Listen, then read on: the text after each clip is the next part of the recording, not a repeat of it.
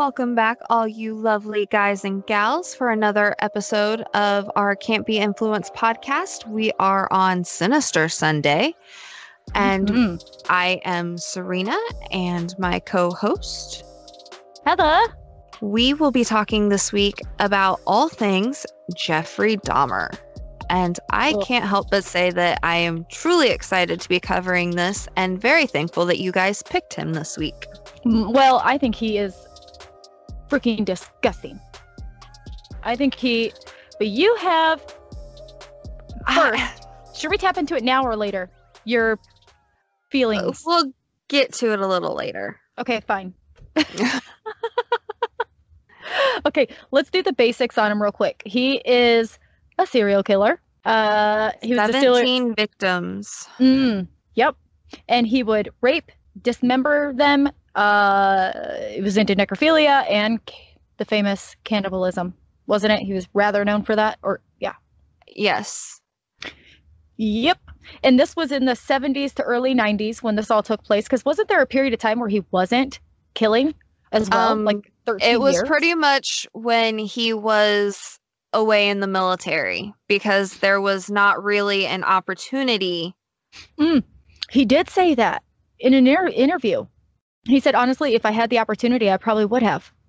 Oh, it's chilling. Then all his victims were male, and their average age was like in their 20s. I think the oldest maybe 27, 26, maybe around there. Youngest was like 14, which is disturbing. Right. This is what's weird, is because it was in Ohio, which isn't far from oldest us. was 31. Oh, it was? Oh, my bad. 32. Oh, 32. Really? Yep. Youngest was 14. Oldest was 32. Oh. It says his method of murder was strangulation and then cutting his throat. I don't think he slit multiple throats. It happened a couple times, I believe, but it was not a common. Didn't he like drug them instead? Typically what he did was he would lure them to his apartment or hotel or his grandmother's house or his parents' house by offering like beer or money to come pose like nude or just to come hang out with him. Yes, because he would go to gay bars and stuff. Yes. And take them home. Yeah. And then once there, he would give them a beer, which was typically laced with sleeping pills. And after they would pass out, that's usually when he would strangle them. And then, the rest is dismembering the bodies. He tried to preserve quite a few of the skulls because he actually was in the process when he was captured of building a altar in his apartment. And he needed he was using the skulls for the altar. And that was kind of one of the things that I found interesting, because in one of his interviews, he was saying how the altar was kind of for him, in a sense, to, I don't want to say exactly pay respect, but to remember them, continue to like talk to them, because he actually has said that his motive for killing these young men and boys was that he wanted control. Yep. And he liked being the dominant one. He liked the dominance of it. The first time was an accident, wasn't it? When he did it the first time, it was an accident, but then he ended up liking it and he wanted to do it more. The first time when he ended up killing Stephen Hicks, it happened right after his graduation, because he did actually graduate from high school. Yeah. And he was driving home, and he actually has said that he didn't want to stop, but he had always fantasized about picking up a hitchhiker, and Stephen Hicks was one of those. The unlucky he was trying to hitchhike to a rock concert. So Jeffrey ended up stopping. He picked Hicks up, took him back to his parents' house, his childhood home. Yep. They drank, relaxed, but Hicks, had to get on his way. And that was when Jeffrey got upset and bludgeoned him with a dumbbell. Also used that dumbbell to strangle him to death before he was dismembered. Yeah, and he put him like in a little chest and had him there for a while. His dad was even asking him like what's in there and stuff. And I feel like the dad is kind of a little weird and a little off, in my opinion. There's something a little off about him. I feel like he probably knew. I feel like he probably knew and was hiding it from him. If you watch the one interview, his very last one that he did right before, well, I don't want to say right before because it was like 9 months before he was murdered. Yeah. He does an interview with his dad, and his dad is talking about how when he was younger, he was bullied and ended up having like a fascination with fire, and he had actually thought about murder before. Well, see what I mean? To me, I feel like, how can you not know that your child is hiding something like, okay. I feel like when he said, you know, Jeffrey, what's in the chest? And he wouldn't let Jeffrey go or do anything until he like let him know. I feel like behind the scenes, he probably did show his dad what was in the chest, and his dad probably freaked out and was like, oh my gosh. And then wasn't it that the first murder, and then he didn't do it for 13 years or for a certain amount of time? The instance you're referring to, I remember when they were talking about that in the interview, his dad was helping him, I want to say, move either to his grandma's or out of his grandma's, because it was like a square foot box, and inside he had a mummified head, and I want to say the reproductive organs of a victim. That was what was inside the box, and he ended up not exposing that to his dad, but his dad had said that, you know, had he pushed a little more, because Jeffrey was very adamant about wanting his space and his privacy.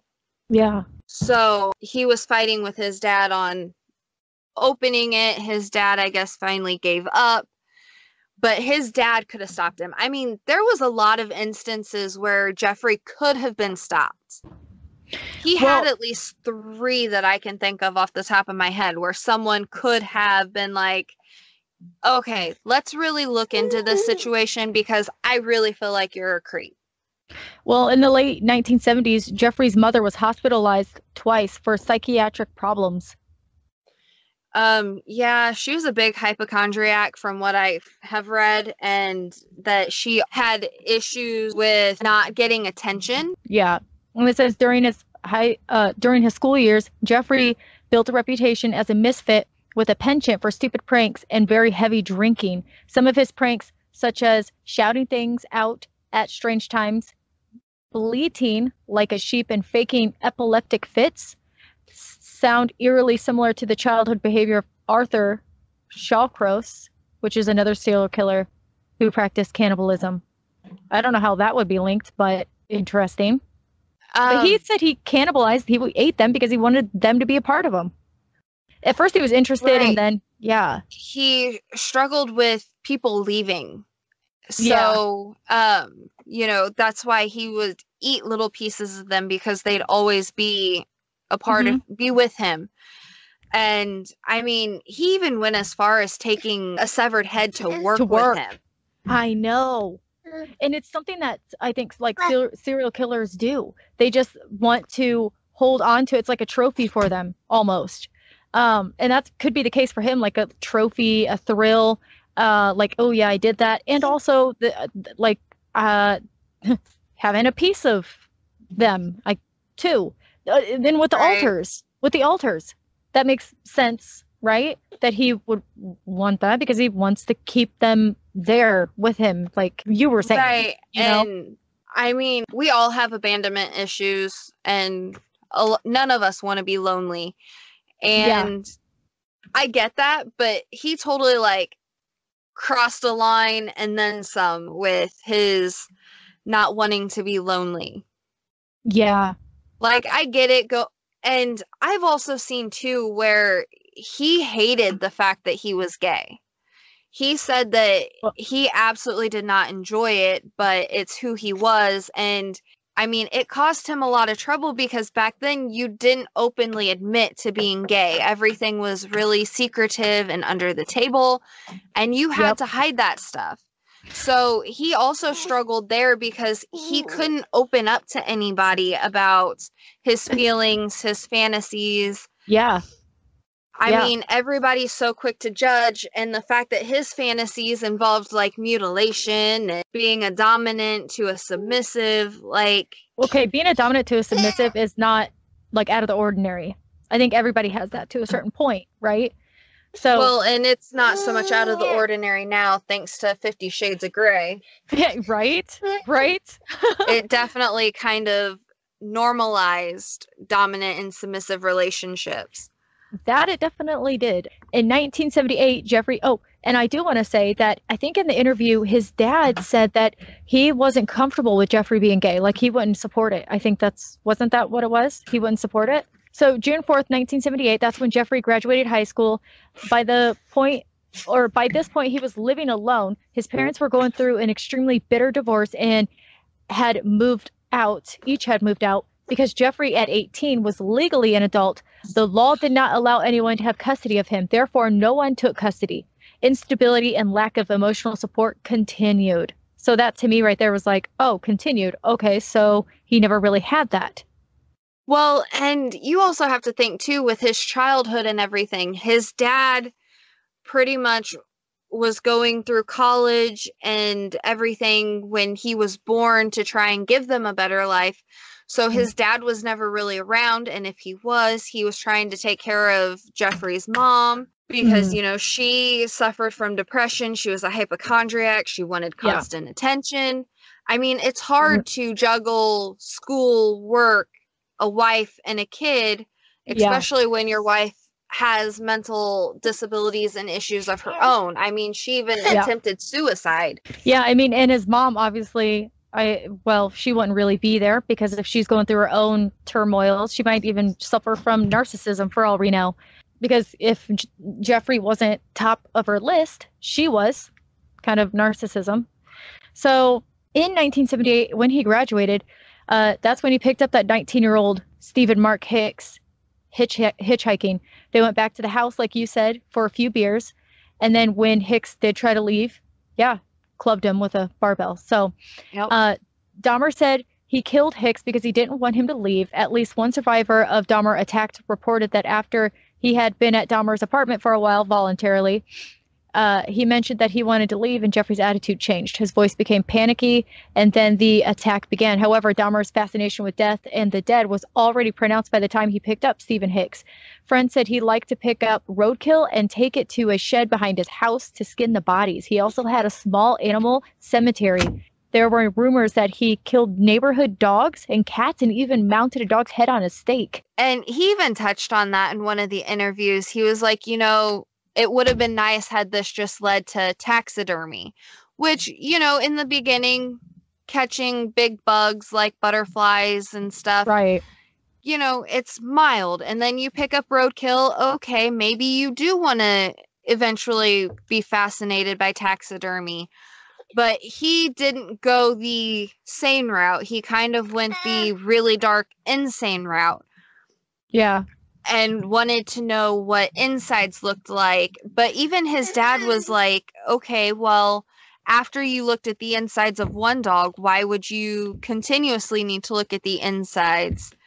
So, I mean, that's a really good question. I mean, I know not everything is the same, but if you look at one, why do you need to continuously do it and look at two? Obviously, there's something... a thrill there. Yeah, a thrill that, you know, brings you back. I know. And this says, after high school graduation, Dahmer enrolled in Ohio State University. He stayed only one semester before dropping out. He was now creating his own instability. Yeah, his alcoholism definitely got the better of him. Yeah. Because he was a really smart kid. He definitely had the potential. I mean, obviously, if he was able to get into Ohio State, he very well could have, you know, done better things. But when he dropped out, I think his GPA was like 0.45. Oh my I gosh. mean, it was very, very minuscule. Yikes. Well, you know what's funny is that there was a comment from somebody where they said, Jeffrey Dahmer could have just been a good doctor. Yeah. I mean, he ended up eventually working as a phlebotomist for like 10 months before he was laid off. He ended up, I want to say it was when he. Well, you said he was sworn into the army. That was also 1978. Yeah, his dad pretty much didn't give him much of an option. Oh, okay. It was, since you didn't go and finish college, then you have one option, and that option is military. So in January of 1979, he enlisted as a medical specialist. So, I mean, even then, he was already doing medically related things, which, good. But he wanted to kill, though. He was like looking for opportunity, I think. He said opportunity never really presented itself. However, there are 2 soldiers that claim they were raped by Dahmer while he was in the military. But he's being watched pretty heavily there, so that's probably why the opportunity didn't rise. March 26, 1981 is when he was discharged from the army before his enlistment was up because his drinking had reached the point where he simply didn't function anymore. Back in the U.S., he went to Florida, where he slept on the beach for a few months before returning to Ohio.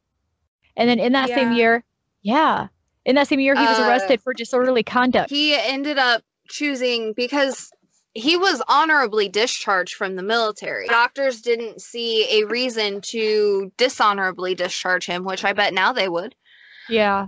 He was honorably discharged, and they offered to give him a plane ticket to anywhere in the country. Anywhere at all. Well, he didn't want to go home because he knew his dad was probably going to be pretty upset with him.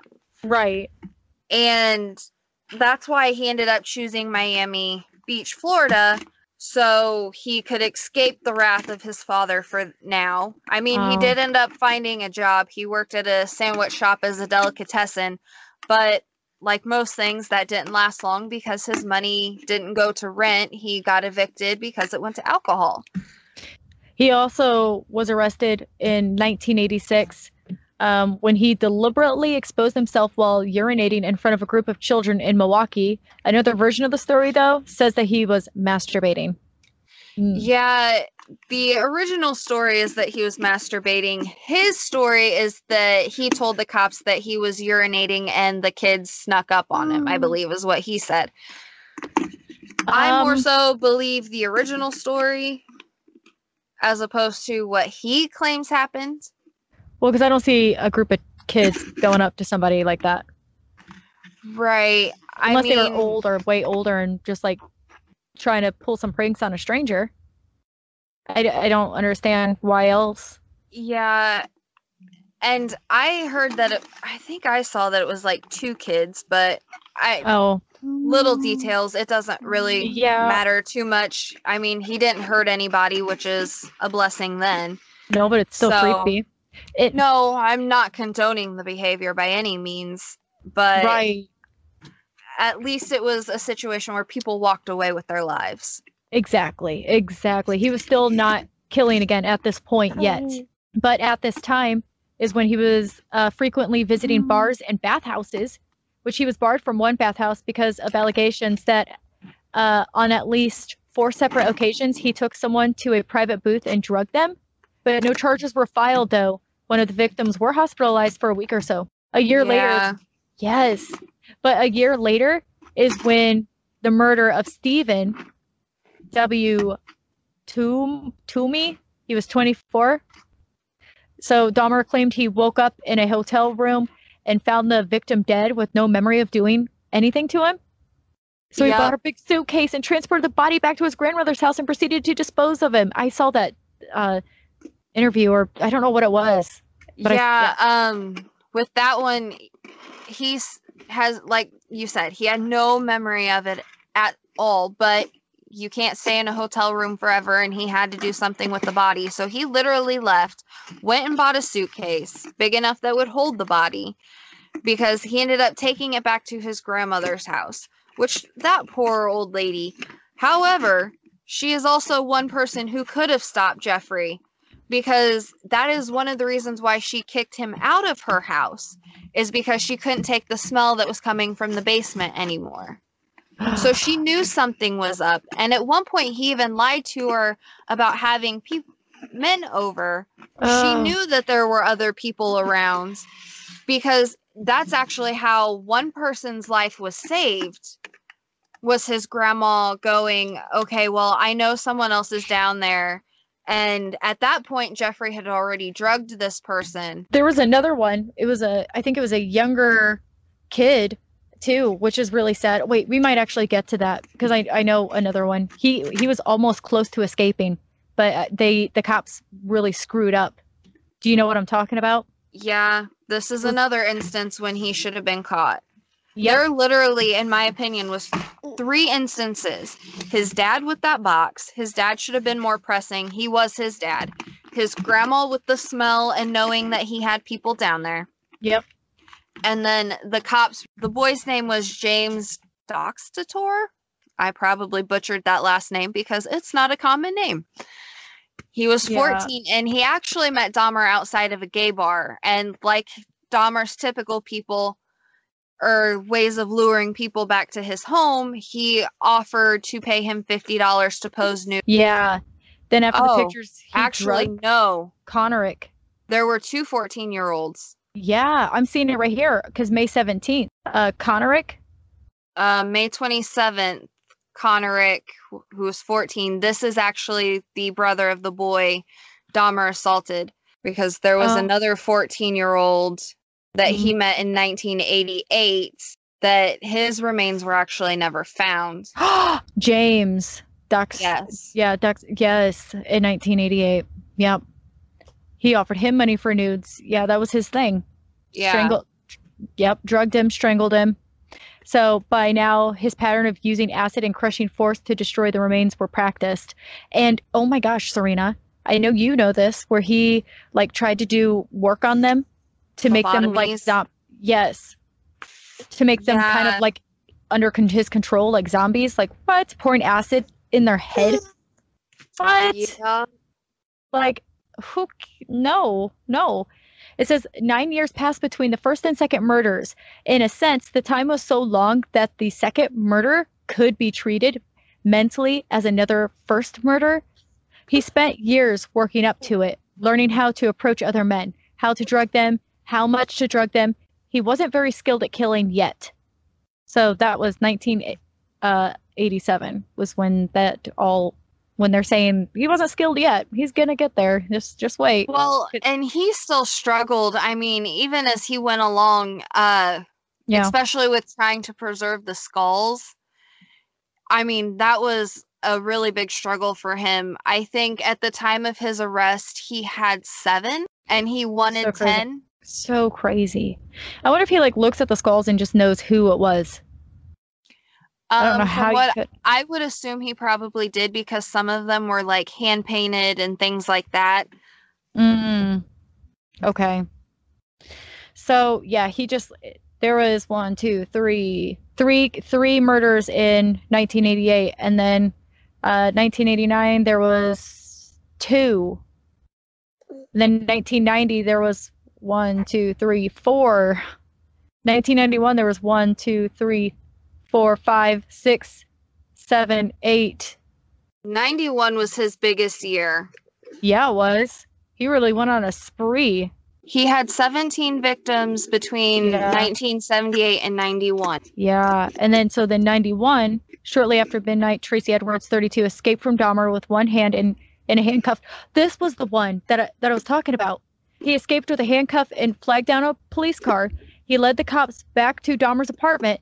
They found photos of dismembered victims and body parts in the refrigerator and freezer. Shortly, the sight of crews in biohazard protection suits taking evidence out of Dahmer's apartment was televised all over the world. The suits were necessary because of the smell of decay in the apartment and because of the acid in the barrel. That's right. Oh my God. Because wasn't he dipping people in that acid too? Or like putting parts in there? He had, I know the big barrel had like 3 torsos and I want to say a few other body parts in it. But he was using acid and stuff to break down the body parts because it's easier to discard them that way. Oh my God. Yeah, a 57-gallon drum with 3 further dismembered torsos devolving in the acid solution. He had a total of 74 Polaroid pictures detailing the dismemberment of his victims. Not to mention that once they did a more detailed sweep of the apartment, like I said, there were 7 skulls, some painted, some bleached. They were in his bedroom and inside a closet. They also found blood drippings upon a tray in Dahmer's refrigerator, plus 2 human hearts and a portion of arm muscle. They were each wrapped in plastic bags upon the shelves. In Dahmer's freezer, investigators discovered an entire torso plus a bag of human organs and flesh stuck to the ice at the bottom. So, I mean, he definitely took his cannibalism to heart. I mean, no pun intended there. Right. So, just the lifestyle, really. Well, and I don't know if I would even say that, but I think he just really believed that eating that little bit of flesh was enough to bring him closer to his victims and, like we talked earlier, always keep them a part of him. Yeah. Even though if you know anything about eating food, you're eventually going to pass what you eat. So right. I guess maybe that would explain why he consecutively continued to kill, maybe? Or maybe that's why he wanted to do the skull thing, because the skull altars. Because he was just up in his ante saying, okay, well, if I eat them, it goes away. So, but if I have the skulls, they're there forever. Like, you know, I can visit them anytime. They're always going to be a part of me. He just upped his ante. Now, this guy, Edwards, the same guy that brought police back, he ended up escaping and stuff like that. It says, as Edwards was drugged but did not lose consciousness, this raises the possibility that the sedatives Dahmer gave victims were intended only to weaken them while leaving them aware of what was being done to them. Oh, okay. So, yeah. I mean, that whole situation with Edwards, like, he got really, really lucky because, like, you know, typical Dahmer, $100 to accompany him, pose for nude photos. Dahmer, you know, was holding the knife and was listening to his chest and everything, and pretty much just flat out was like, dude, look, I'm going to eat your heart later. Edwards was the one who kept requesting to use the bathroom, and he was trying to use it to devise a plan to get out of there. When Dahmer was, I want to say, just short of 4 years old, he ended up having to have hernia surgery for, I want to say, 2 hernias in his back.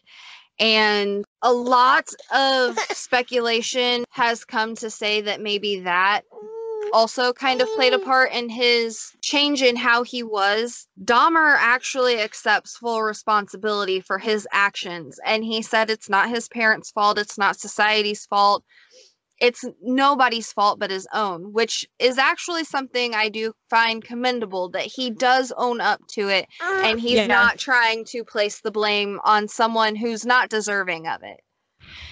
He does own up to it, and he also says that because the one interview I watched, the lady said, what would you do, like, if you were outright, if you got out, or something like that, if you've never been caught, would you still be doing it, or whatever? And he goes, yeah, I would still be doing it, like, now.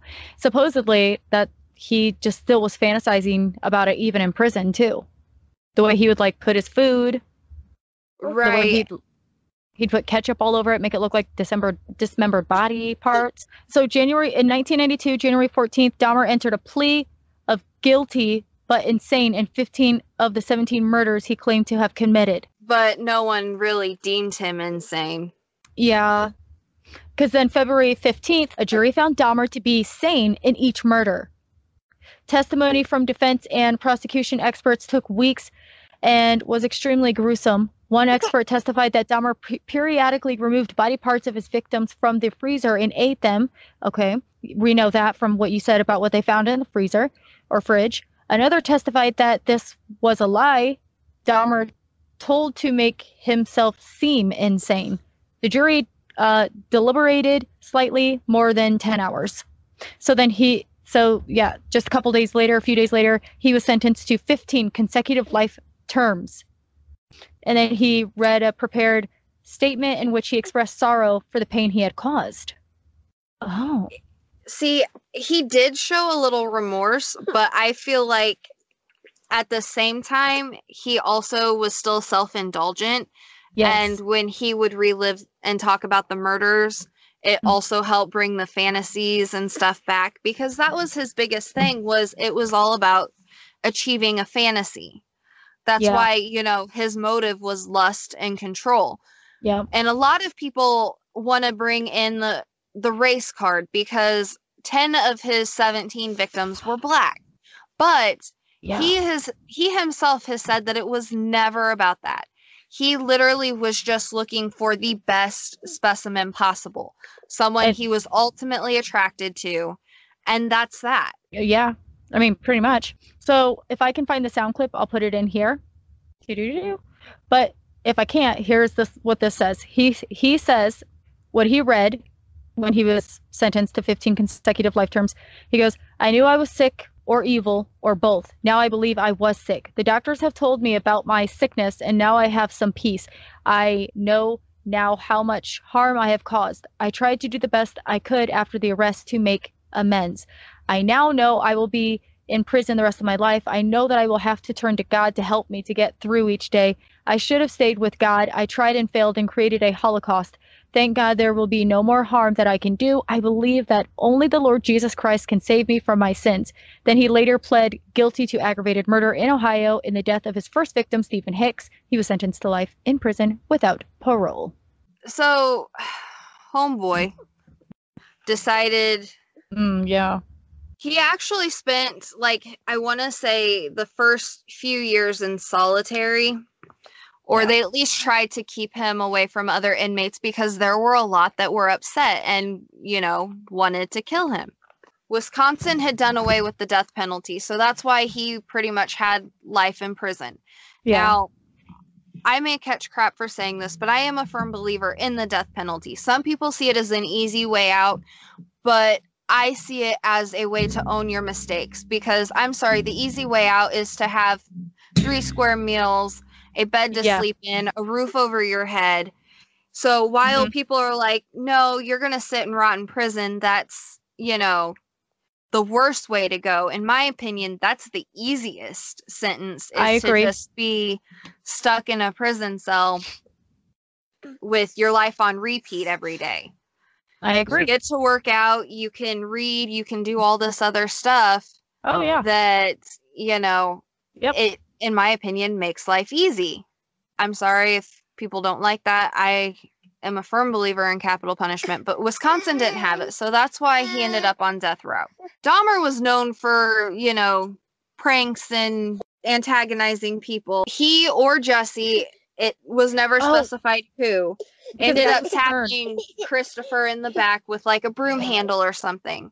He ends up, you know, telling Christopher Scarver, So Scarver killed Dahmer, and he also killed Jesse Anderson. But there is speculation that because Dahmer was never supposed to be left alone, but a guard literally had walked out of the shower right before this happened. Oh, I read that too. There is speculation that the guards were actually in on this, because no one really liked Dahmer, and in hindsight, pretty much everyone wanted him dead. Scarver ended up getting 2 life sentences on top of what he was already being sentenced in 1995 for killing both of them. It says here too that Scarver is said to have delusions that he is Christ. Yeah. Well, one of the videos I watched talk about it the way it actually happened. It went more about the I did God's work kind of thing, even though that's not really exactly how it went down. So I had to dig a little more about that, because I definitely kind of got confused. It seemed like the guy just got triggered because he got poked. And he really did. And I think a lot of it played into the fact that it was Dahmer. If it maybe had been someone else, the situation probably would have gone differently. But because he already had a very deep hate for Dahmer, it really, really didn't help matters at all. Took that one little poke. But the other guy, Jesse, I don't know why that was the thing, but also this guy has been in psychiatric observation and treatment several times with diagnosis of bipolar disorder and schizophrenia. So there you have it. There you have it. I think they definitely picked the right guy for the job.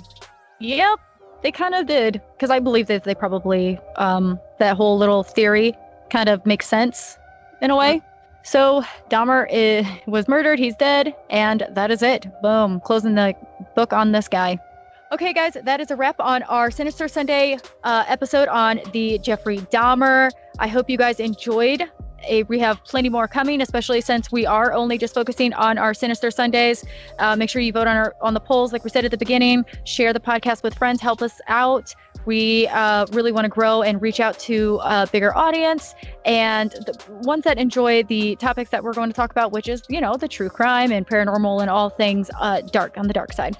So with that, we are going to leave you, but make sure you tune in next Sunday for our next Sinister Sunday. Vote on those polls. Bye, guys. Bye, guys.